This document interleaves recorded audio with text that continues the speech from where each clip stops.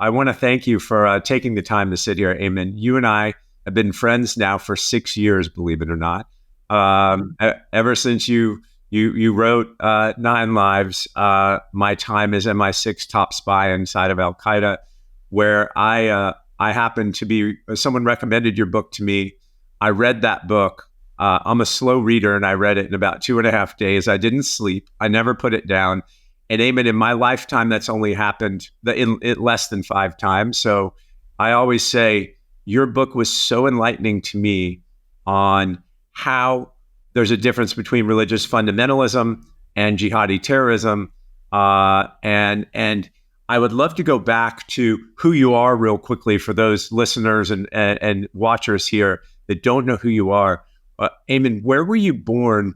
And how did you grow up, and how did you end up meeting Osama bin Laden in your teens? If you could tell that briefly, it's a fascinating story. Not to take the whole story from the book, but I'd love to get a basis for who you are. Well, I will try to condense it into 2 or 3 minutes soundbite. But really, I was born in Saudi Arabia in a town called Al-Khubar. And even from a young age, I came across quite a few Americans because of the fact that Al-Khubar is the headquarters of Aramco, the Arabian American oil company that was at the time until it was fully nationalized. And, in Al-Khubar, I had a religious upbringing. And it was already a mixed upbringing because, you see, my father was from across the water, from Bahrain, small island. It is the headquarters now of the Americans' Fifth Fleet. And my mother was from Lebanon. So for me, Saudi Arabia at the time was very much a conservative, deeply conservative society. And for lots of reasons. Already, I grew up in the 80s where, we had the echoes of the Afghan jihad in the 1990s against the Soviet Union. We had the echoes first of the Islamic Revolution in Iran and the Iran-Iraq war, which was raging just 300 kilometers north of where I was living.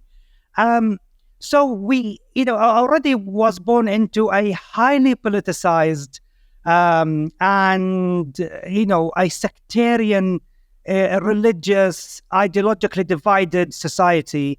And therefore, it is one of those societies that if you don't become political just growing up there, then you're dumb, in a sense. So because you become aware of everything. There is Iran, there is Afghanistan, there is Iraq, there is, the Islamic fundamentalism that was spread due to the sectarianism between Shias and Sunnis because of the jihad in Afghanistan, because of the Ba'ath Party in Iraq and the secularism, as well as communist and socialist ideas that were gripping the minds of so many young people. Don't pass this too quickly, because I would bet in the West, the understanding of the difference between the Shias and the Sunnis is lost on 99.9% of people. If you give us a couple of sentences on why that divide is so wide, and why the hatred within Islam is so great between Shia and Sunnis. Can you picture a sectarian divide between Catholics and Protestants,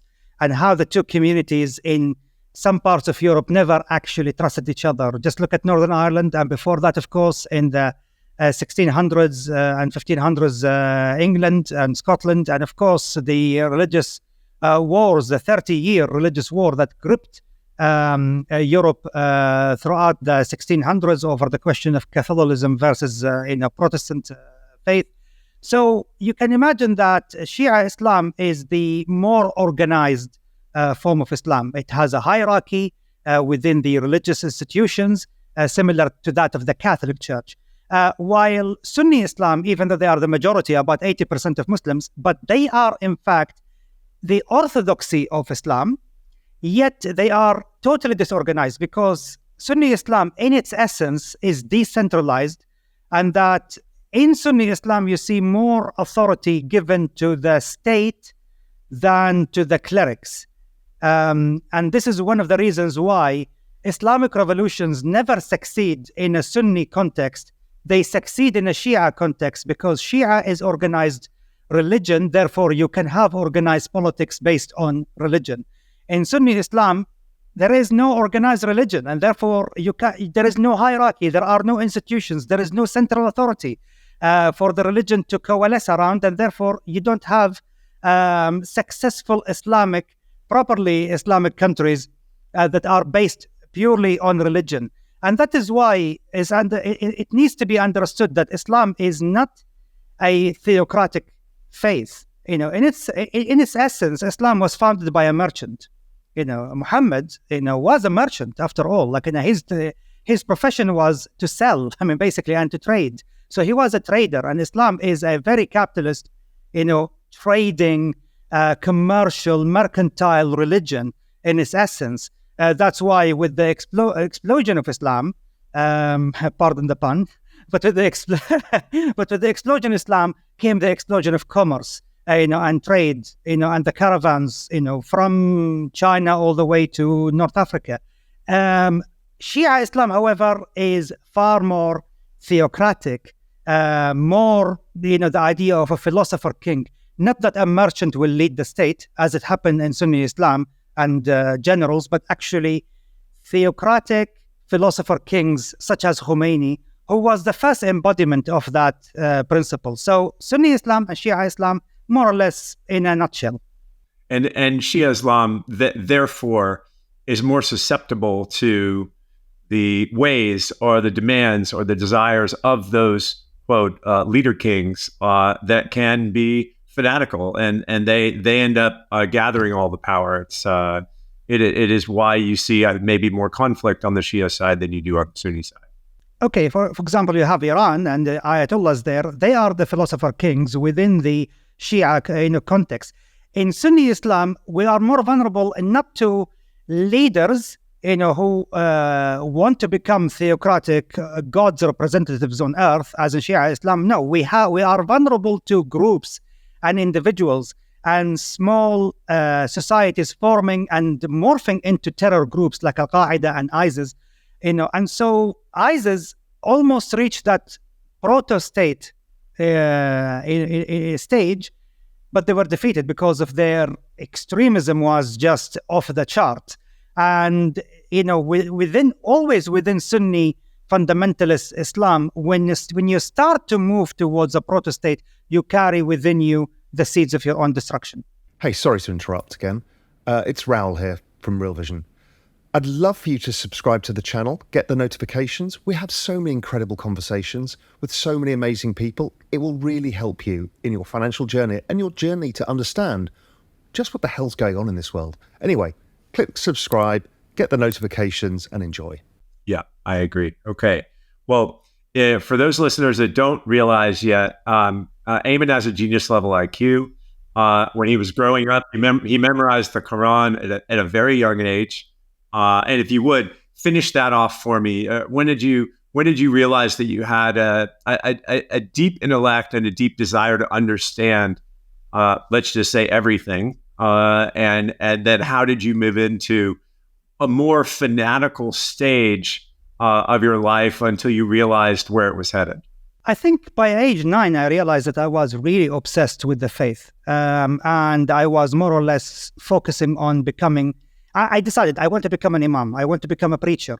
And I felt that for me, the path will lead to either teaching or preaching, which is sometimes one and the same. And this is why I embarked on the journey of memorizing the Quran when I was 9, finished when I was 12, continued to attend mosque Islamic awareness circles, almost on daily basis, hoping that, by age 18 or 19, I would enter into a Sharia Islamic theological university and then graduate to become an imam. That was my aim. That was my goal. But not everything you plan come to fruition. Other factors intervened to derail more or less in the course of my life. Yep. Okay. Well, you ended up meeting Osama bin Laden shortly after you finished memorizing the Quran and swearing your allegiance to him, I guess in the caves of Tora Bora, if I remember correctly. How old were you, and when did you start fighting for your faith? It all started really in October 1994 when I traveled to Bosnia. How old were you? How old were you? I was 16 at that time. That's what I thought. Yeah. Yeah, it was just, I arrived there just 3 weeks after my 16th birthday. And for me, when I landed in Bosnia, I was thinking, I hope I will never see my 17th birthday. For me, I just landed with the single-minded goal of just fighting and becoming a martyr in the process, which was supposed to be in a level of honor that I would achieve, in defense of my faith. At the same time, I just didn't want to be a spectator, on the sideline of history, watching the caravans of history passing by, and I'm just being a spectator. I wanted to be part of history rather than being, watching on the sideline. And so I went to Bosnia, but then, of course, the war ended 14 months later, and I was still alive. Much to my much to my surprise. And then this is when I decided, after a detour in the Caucasus, to go to Afghanistan. And this is where, in 1997, I met Osama bin Laden. Although it wasn't in the caves of Tora Bora, I must say, it was in a nice, respectable, headquarters in Tarnak in Kandahar, where I met him after the head of his bodyguards recruited me when he met me in another part of Afghanistan. And this is where the journey started with Al-Qaeda. And in that meeting, where was Osama bin Laden? You mentioned it in a nice compound. It was in Kandahar. Was it his compound? Is that where he was living at the time in 1997? Yes. I mean, he just moved into a new, and the entire Al-Qaeda apparatus and leadership moved into a new compound, just not far away from the Kandahar airport. They called it the Tarnak Farms. And I was, much more or less greeted there, and I sat with him, introduced to him by the head of his bodyguard, and I swore my allegiance to him. And from there, they decided, okay, what to do with me. So they assigned me to another camp in a remote location in Afghanistan, where select few were learning how to build, bombs, and as well as chemical and biological weapons. Yeah, and you, it's safe to say that they noticed your intellect quickly, and they wanted you to be in one of the highest intellectual positions in Al-Qaeda, which is bomb maker and chemist. I mean, you have to be very smart to do those things. And I'd like to know one question I've actually never asked you. When you met him in 97, what do you think the extent of his resources were at that time? Meaning, $100 million, $500 million? Like what do you think that enterprise had at the time that you met him in 97? It was very clear that there were multiple streams of businesses that they were running. And so it became clear that for me, there was dedicated fundraising generating about 5 to 10 million, businesses generating about 10 to 15 million a year, as well as the heroin trade protection. Al-Qaeda specialized not in the cultivation and the smuggling of heroin, but in protecting the heroin caravans as they were passing into Iran, and from there later into the rest of the world.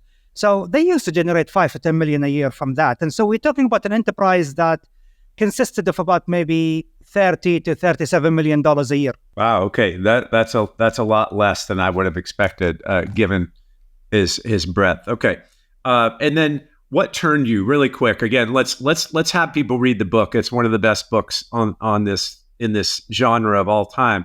But what turned you against Osama, or what made you think that you weren't headed down the right path at the time?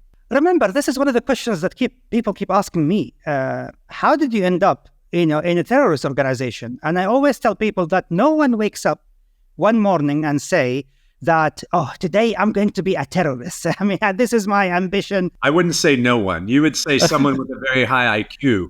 There are some people with low IQs that wake up every day and say, that's exactly Possibly, yes. But for me, it wasn't about that. For me, it was the unfortunate adage when people say that the path to hell is paved with good intentions. So you wake up with the good intention that I want to go to Bosnia to defend people who were subject to genocide, rape, and murder, and all of that. And you want to go and you want to defend because the UN wasn't doing its job. However, of course, this is when they find you in their environment. You are now isolated from your family. They become your family. You're vulnerable. They start to put in your mind that this is all the fault of the West. It is the West that allowed all of this massacre and genocide and, to happen. Just like we are seeing right now, the narrative that the West is allowing the so-called genocide to happen in Gaza. So the same narrative now that recruited me into Al-Qaeda is the same narrative that recruiting people right now into other terror groups around the world that are emerging again. So in that time, because my intentions were to defend, to protect, not to go and seek people and kill. So when the East Africa bombings happened in August of 1998, the American embassy in Nairobi in Kenya was attacked, and the American embassy in Tanzania in the capital, Dar es Salaam, was also attacked. But in particular in Nairobi, it was extremely vicious. We're talking about more than 220 people killed, including 12 American diplomats, as well as 5,000, just let this number sink in, 5,000 wounded. 150 of them plus were blinded for life due to the thousands of shrapnels that were embedded in the 750 kg, almost 1,500 pounds bomb, that exploded in the center of Nairobi. And because it was a busy rush hour morning, lots of people were coming into the embassy. The embassy is surrounded by a trading and commercial district. So the blast caused significant damage and mayhem. And that made me question, why am I being part of this? Because they are training me to one day travel to another Nairobi, another Tanzania, Sierra Leone or Argentina or wherever, in order to build a device that big, in order to kill as many people as possible and to add and to embed many shrapnels into the device to wound and maim and kill as many civilians as possible. And the whole training for us was about the maximizing of casualties. When I joined that course, I spent 11 months training to become a bomb maker. I was thinking we are building IEDs and to use them in a battlefield and not to go into busy residential districts in poor African nations and kill in mass way. And this disturbed me so much because I was always, thanking heaven for the fact that my mother, who passed when I was 12, always instilled in me a very good compass, right and wrong. And this didn't feel right to me. And of course, after, a couple of months of soul searching and trying to, understand what my options are, how do I get out of this? I don't want to be part of it anymore. I just found a pretext to leave, a medical pretext, and I was on my way out. And as soon as I made it into a third-party country, there are lots of details, but all I can say is that I landed in the lap of British intelligence MI6, and I was recruited by them, and I somehow, I don't know what madness possessed me, but I found it easy for me to be convinced by them to join them. Initially, it was supposed to be for 6 months, but that lasted for 8 years. Right, and again, we won't take any more from the book there. Bottom line is, you are actually single-handedly responsible today and in your history for saving tens of thousands of lives on the tube in the UK, on the New York subways, on all of the attacks that Al-Qaeda was planning. You had a hand in notifying authorities and saving those attacks from happening. And so you are actually a hero that deserves medals, many more than some of today's enlisted people. So the West appreciates you, and I appreciate you. Thank you so much. That's very kind of you. When we fast forward to today, I want to take a quantum leap now, and we're going to leave a giant cut out because of time on kind of the history of the Middle East. We're going to assume everybody knows history of the Middle East to a certain extent. And we're going to say today, we have Iran and its proxies. We have Hezbollah, Hamas, the Houthis. We have the IRGC. How do you think this plays out in the conflict, just the local regional conflict, and what the U.S. counterstrike is going to look like for their attack on our base in Jordan? On October 7, we have to understand the context. How did it happen and why it did happen? So, for example, if you look at the motives of Hamas, now, Hamas is not a legitimate government of Gaza. The legitimate government of Gaza is the Palestinian Authority. Hamas mounted a military coup in 2007 and expelled thousands of the Palestinian Authority security officers, as well as killing quite few hundreds of them. It was a massacre that Hamas committed in Gaza, although no one is going to highlight this history for some reason. However, since then, Hamas ruled Gaza as a fiefdom, misappropriating aid and AIDS funds, from the US, from the European Union, from the UN, and built an entire army, 25 to 30,000 fighters, along with thousands upon thousands of rockets and missiles and mortars and IEDs, bought weapons. All of this they could have used to actually transform Gaza into an economic hub, especially between Egypt and Israel. Instead, they opted to do that. I'd love to ask you a question. What is the economy of Gaza? What is it before the attack? What is it after the attack? There are 2.1 million people, we keep hearing, 2.1 million Palestinians in Gaza. What is their economy? I know it's a global aid sucker, but what do they do? Well, Gaza is an agrarian economy, but also there is a service economy. If you believe it or not, Gaza has a significant number of well-educated people. They have a lot of degrees, from the universities that were available. In fact, there are many doctors graduating in Gaza. Gaza have more than 35 hospitals, which is the largest concentration of hospitals in an urban area in the world. That led to the graduation of so many people in the medical field, not to mention languages, media, social media, to the point where Gaza was actually a hub for teaching online. So online teaching where you have entire schools emerging to teach other young kids in the rest of the Arab world through online schooling, talking about mathematics, science, technology, computing, languages. So, in fact, the Gaza economy, more or less, was focused on services, as well as the trade that they have with Egypt, as well as the agrarian, plus the fact that they were a source of workforce for the Israeli economy. 20,000, on average, 20,000 people from Gaza would cross into Israel every day to work as laborers and as workers, bringing a lot of cash into Gaza. Not to mention the fact that Gaza was more or less dependent in terms of water, electricity, on Israel. So, yes, there was a siege, but we have to understand two factors about the siege that people always talk about and the myth of the open-air prison.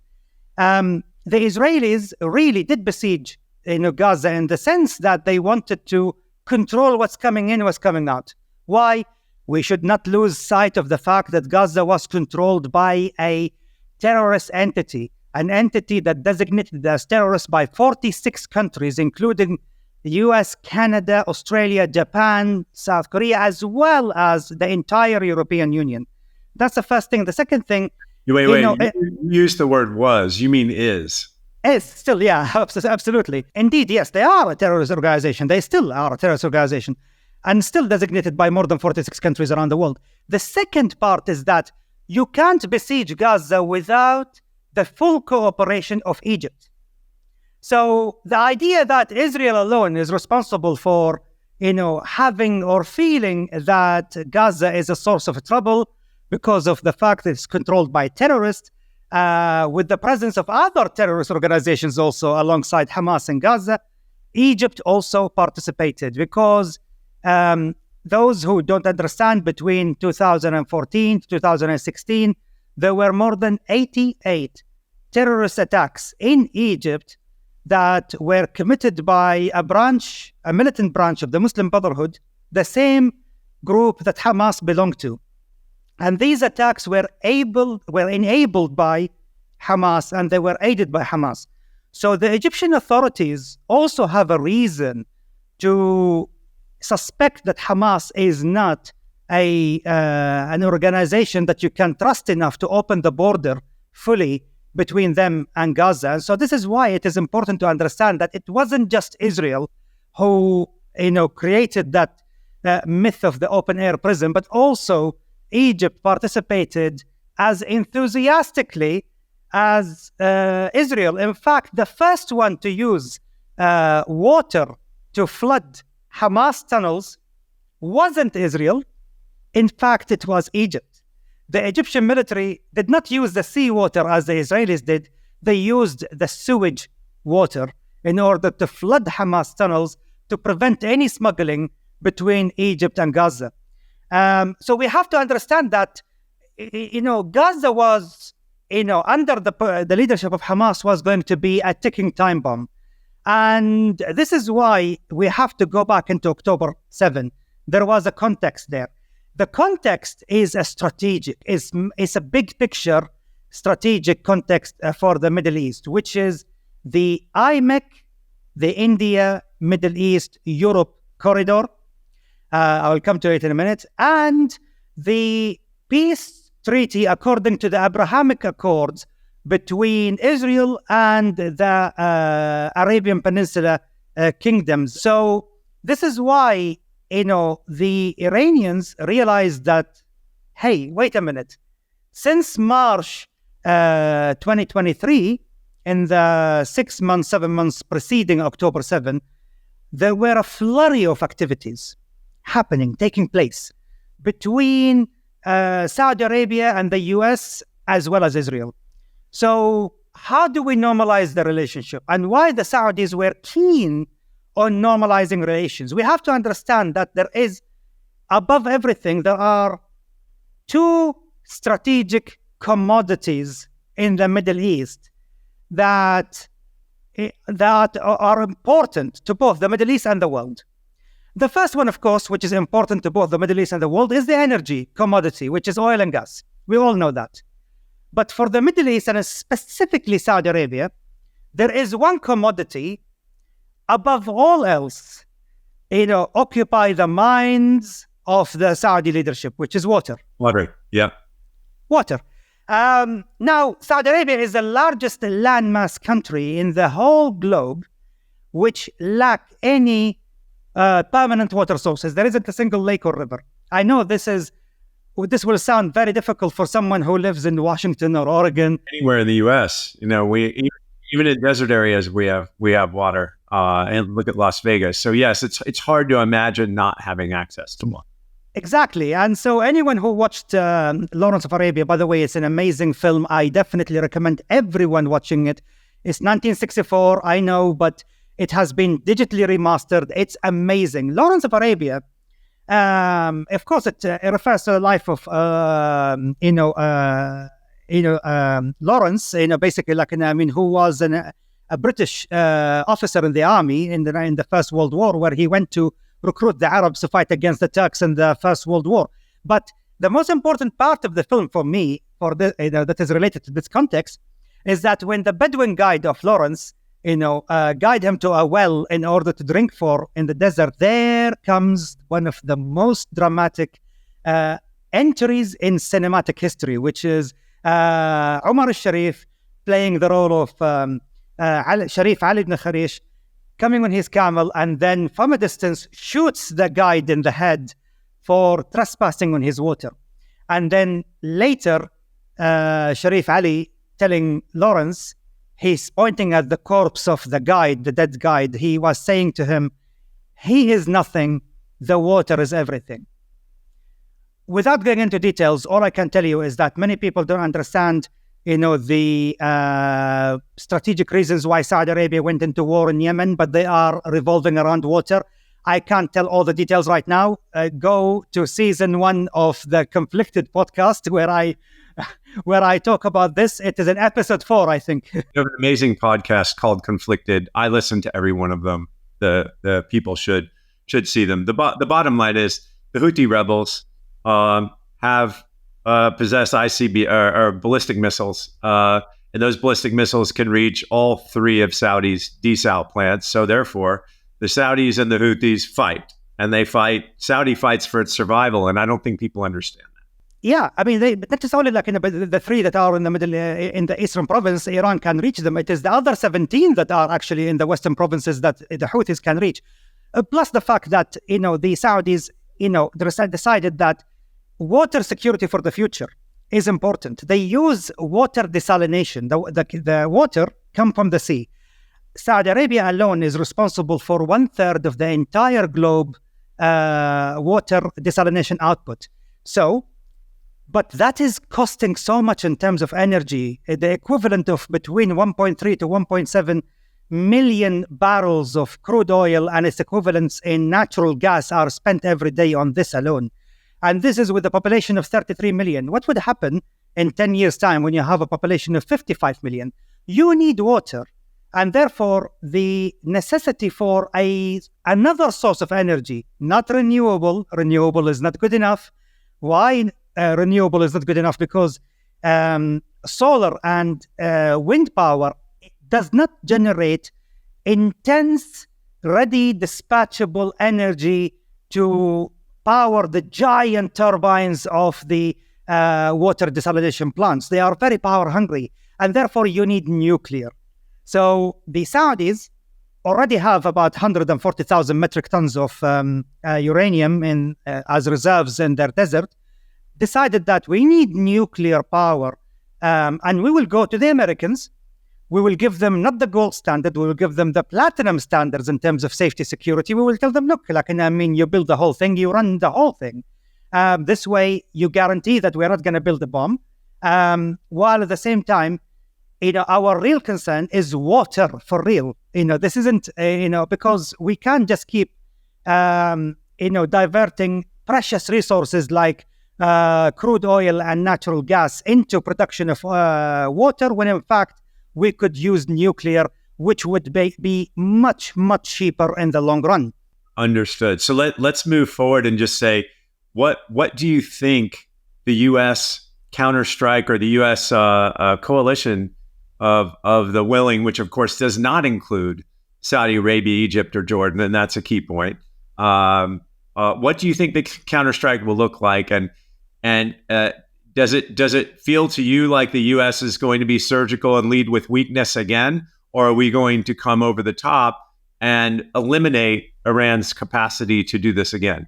I think the specter of the Iraq war and the lack of evidence against Iraq convinced ordinary people in America that whatever the government say about a threat overseas is going to be exaggerated. And this is what I always lament, is the fact that when Bush went into Iraq, he went into the wrong country. There is another neighboring country that was far more threatening and menacing for the rest of the region. But unfortunately, why, and you brought up a good point here, why Saudi Arabia is not part of the attacks against the Houthis? It's just counterproductive and counterintuitive. Why the Saudis are not participating in the coalition of the willing? And for a good reason, because there is no clear American strategy. There is no end game. There is no exit strategy as far as the Americans are concerned. What is it that you want to achieve in Yemen? Destroying Houthi capabilities, good luck with that. That doesn't come without boots on the ground. However, lucky for the US, there are already boots on the ground. It's called the Yemeni army, the army of the legitimate Yemeni government. So what the Saudis wanted was a full commitment of a campaign by the Yemeni armed forces, aided by the Saudis, the Emiratis, the Brits, and the Americans, to push all the way and to take the port cities of Salif and Hodeidah. This way, you cut off the Houthis from the Red Sea, you eliminate their threat against the Red Sea, while at the same time you cut them off from being resupplied from the sea by their Iranian backers. The Biden administration think this is too much. This will antagonize the Iranians. For some reason, the Biden administration seems to think that a war with Iran is the end of civilization as we know it, and therefore they try to avoid it as much as possible. But what we learned from history, Kyle, is being afraid of war invites war. Absolutely. Leading with weakness will get you war. Leading with strength will prohibit war. Exactly. I mean, I'm sorry to say it. I'm not exactly a big fan of President Trump. And I know many people are not exactly fans of his, but including me. His unpredictability prevented Iran from doing any of this nonsense before. They know that this guy could actually bring the wrath of God upon them, and therefore, they decide not to mess with him. But with Biden, the predictability, of his posture and strategic posture in particular means that they can push the envelope again and again because they have one aim and one goal, is the expulsion of the American presence and the American forces out of the Middle East, leaving Israel and the moderate countries of the Middle East isolated, so Iran can gobble them up one after another. In other words, basically, they had the same aims and goals as Osama bin Laden. The expulsion of the American military and economic and cultural presence out of the Middle East altogether, and they don't keep it secret. It's like this is there are hundreds of hours of their own sermons and lectures and statements from the top Ayatollah all the way down to the junior commanders on the field saying exactly the same thing. The question is, if the U.S. surgically counterstrikes and walks away, does that deter anything that Iran and their proxies are doing? Nothing, unfortunately, will deter Iran and their proxies from doing anything. Look, I do not advocate a war against Iran. I think a war against Iran will be a step too far. But I believe that, look, the logical thing to do is to go at the root cause. What is the root cause of the conflict in the Middle East? The conflict between us, those who live and champion the modern nation states. So we believe in the modern nation state as a concept, and we believe in it as an institution. It is what keeps the peace, the order. So what I mean by that is a defined country with a flag, a passport, borders, national identity, values. That's what I value above everything else, because I spent 6 years of my life in 4 different war zones. I can tell you the collapse of the nation state is the collapse of society, where no security, no safety, no prosperity, no education, miserable living. The modern nation state is the absolute guarantor of safety, security, stability, law and order, prosperity. Yeah. And so if we can't throw it away. We saw that happen in Yemen. We saw the collapse of the nation state in Yemen, where you're seeing the, quote, Palestinian authorities. They're not looking after their people. They are there to wage war. If they were looking after their people, they would figure out how to rid themselves of 90,000 plus Hamas fighters and save the other 2 million people. But they're clearly not doing that. Of course not. And this is where you see the cancer that is in the Middle East, and it's not present in any other part of the world. Every other part of the world, there are nation states, except in the Middle East, where we have nation states, and then you have Iran creating the non-state actors. This cancer is called non-state actors. These cancerous tumors that are growing and creating states within a state. Hezbollah is a narco-terror group growing inside Lebanon, becoming a state within a state and causing the Lebanese state to fail. The Iraqi militias, in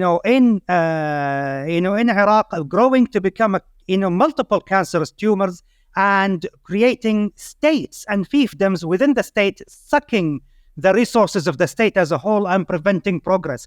The same happened in Yemen, and the same happened in Syria. And Iran wants this model to be replicated even in the stable monarchies of the GCC, like Bahrain, like Kuwait, like Saudi Arabia. And they even support even the Polisario, in Morocco, in the Western Sahara, against the Moroccan monarchy. We come back to the issue that I don't want, to go against Iran. What I want is a global, regional, serious effort to rid the Middle East of all non-state actors who are trying to create a state within a state, because this is where the chaos is coming from. This is where terrorism is coming from. This is where fundamentalism is coming from. I don't care if they are Sunni. I don't care if they are Shia. All I want is the authority over every square inch of the Middle East is to be for that nation state where that square inch belongs to.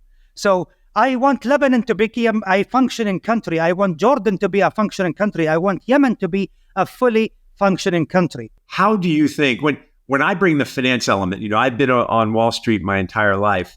When I overlay finance onto the scenario that you're describing here, it becomes even more frightening, because you have the currencies of Egypt completely hyperinflated and gone. It's gone. When you look at the currency of, you just start looking at some of these countries. Lebanon, it was gone in one day. All of a sudden, you lost 100% of your money in a day. So if you had any savings whatsoever in the Lebanese currency, it's gone. If you had any savings whatsoever in Egyptian currency, it's gone.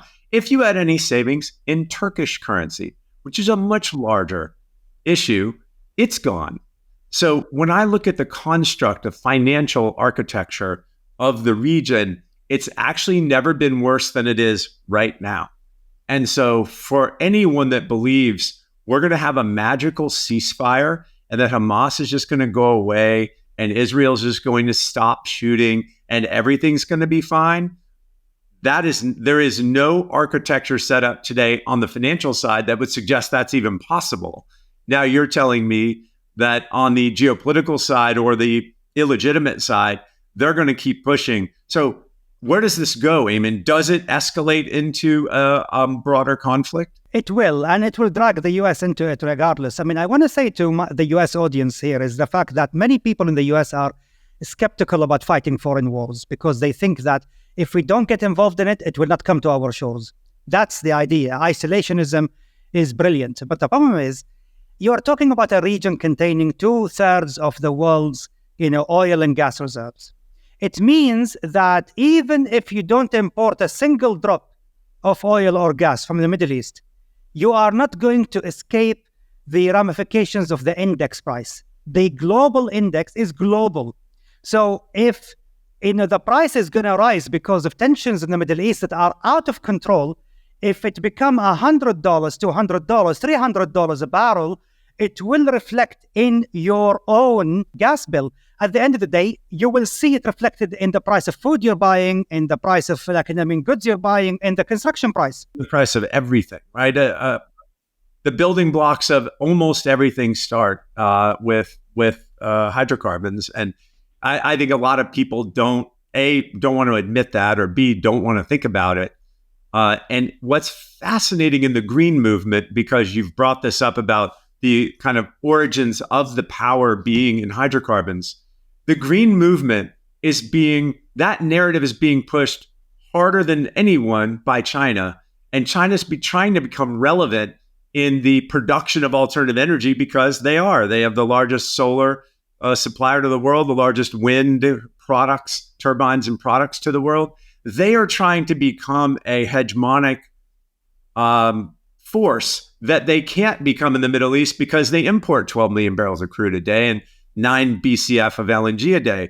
China's becoming relevant in a different way, and they're propagating that narrative because of their desire to have a global power. Do you see it that way? Yeah, of course I see it that way. You see, the problem with people who hold strong anti-American feelings, and I know that America as a nation has a lot of faults. Goodness, we all can admit that. There is a lot of strategic mistakes in the past. I can admit that, and everyone can admit that. But I always tell people who hold, because of Israel or Palestine or whatever, they hold significant antagonism towards the Americans. I tell them, okay, fine, let's have an exercise here. Let us all sit down in a circle. Let us all close our eyes. Let us imagine that Yellowstone, National Park volcano just exploded, and the entire American, continental body shelf, basically is sinking, into the ocean. That's it. The world now, over 24 hours, is rid of America. Now, open your eyes and think about what the world will look like on the next day. You will have a world ruled by Putin and Xi Jinping. What a world will be. I mean, this is when you realize, oh dear, no, please bring the Americans back from the bottom of the ocean. And so this is why, despite the fact that, sometimes the Americans can be so infuriatingly, how can I say, obtuse about, Middle Eastern issues or Ukraine, Russia, or China, or whatever. But at the end of the day, their presence is a stabilizing factor that if it is gone, I bet you everything that Putin will invade the Middle East, with the help of Iran, and Iran, will share the Middle East with Russia and China, and we will be slaves of, theocrats working with communists. Wow, what an outcome! Explain to me, connect these dots, how the 3 Iranian proxies, the IRGC, the Russians, and the Chinese all seem to be working together in Sudan. Would you connect those dots? Because I think the world needs to hear this. Indeed, yes. First of all, Russia is very active in Sudan because of the gold, and the Wagner group is present there. Then you have the fact that the Muslim Brotherhood, representing the other factions, also working there in order to please the Iranians and to buy. And then you have the fact that Sudan always was a safe place for Hamas and Hezbollah to operate for the smuggling of weapons from Africa. And as a waypoint towards Yemen with the Houthis, and the Houthis were always present in Sudan. So Sudan now is in the grip of a civil war, and it is the perfect environment. It's an ungoverned space full of corruption, uncertainty, and it's on the Red Sea. This is exactly where Iran can find a space to build their military presence there to threaten through their proxies the maritime shipping there in the Red Sea. You see, it is pressuring Europe, it is pressuring the Middle East, it is pressuring even someone who's an ally like China and India. But it's all about, putting so much pressure on the global scene to say, look, guys, you want to export your things to Europe, India, you come to me, Right. not through Saudi Arabia, not through Israel, to me. So Right. it's acting like a mafia. It's acting like, Ayatollah Khamenei is a don. He is the godfather, figure. Everyone, and literally everyone kisses his ring. Just see everyone kissing the ring of the Ayatollah. It's the same thing, basically. This is Don Corleone, basically with his ring, and everyone is kissing it. Correct. The question is, do we give up to gangsters? And the question is, imagine the US being a house downstream. There is a river coming through, giving you water, giving you for irrigation, for showering, for drinking. But someone there upstream is, pardon my language, basically pooping in the water, peeing in the water, throwing rubbish into the water, and is really spoiling the water for you. Now, they might be 4 kilometers away, they might be 4 miles away. You might say it's not my fight. But at some point, if they are poisoning your economic prosperity, if they are sabotaging your economic recovery, if they are undermining your prosperity deliberately because they want you out of everywhere, it means that even if you are out, they will still, through their action, keep this debris, this toxins going through the river to you. So you must go and you must tell them, knock on their door and tell them, stop what you're doing to the river, or there will be consequences. Yeah, and we've always known that with the Strait of Hormuz and Iran's proximity to that narrow band of commerce. What Iran's been able to do is project across Saudi Arabia to the Red Sea, and they're setting up in Sudan. And if you look just south of Sudan, right on the tip where there's another choke point, you have Djibouti, and Djibouti is where China has its largest military base outside of China. So, Aimen, I just want to thank you for this time. And for those of you that don't know Aimen, you should follow him on Twitter, and I will get that up. Aimen Dean, and you should go look at go listen to the Conflicted podcasts on the podcast network, and he's actually setting up a Discord channel that charges a nominal fee for you to be able to contact the group of conflicted listeners together. And so it's amazing to me that Aimen is so well known in intelligence circles. He's kind of well known in policy circles. And when you get out of those circles, barely anyone knows who Aimen is. And Aimen, you are such a gem. You're such a resource. You have a beautiful mind. And I think the world needs to hear more from you. And I just appreciate you taking the time to do this. And let's hope the world listens. Thank you so much. Thank you so much, Kyle, for inviting me. And thank you for having the time. It's been a while. Let's try to meet somewhere in Europe in the next few months. We hope you enjoyed the video. At Real Vision, we help you understand the complex world of finance, business, and the global economy with in-depth analysis from real experts. Join the revolution at realvision.com.